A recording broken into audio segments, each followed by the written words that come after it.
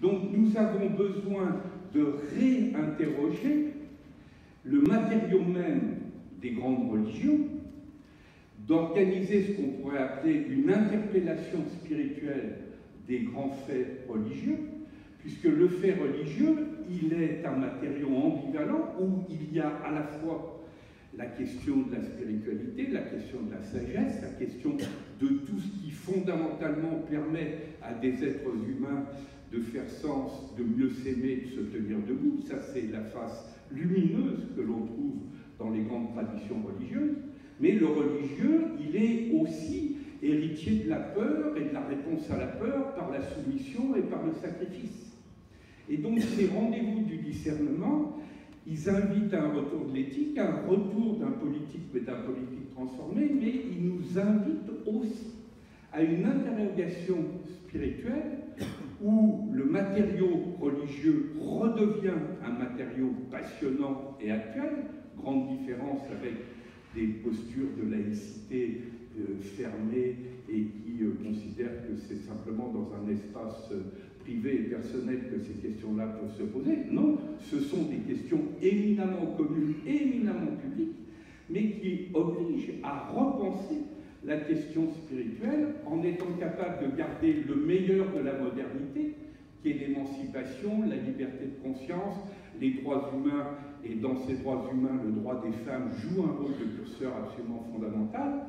mais en étant lucide sur la part d'ombre de la modernité, qui est précisément la chosification de la nature, du vivant et des humains eux-mêmes. Voilà tout ce qui se joue derrière le grand retour de l'éthique et du discernement. Deuxième grande question qui est apparue au cours de nos débats ce matin et qui fait qu'au cœur même de nos débats sur l'hypermodernité et sur l'avenir, nous avons en même temps les grandes questions de philosophie et de sagesse qui sont présentes, c'est toute la question du rapport au temps. Nous sentons bien que plus les choses s'accélèrent et plus il nous faut prendre le temps de revenir à l'essentiel. Plus il nous faut ralentir pour être capable de faire la distinction entre les vraies urgences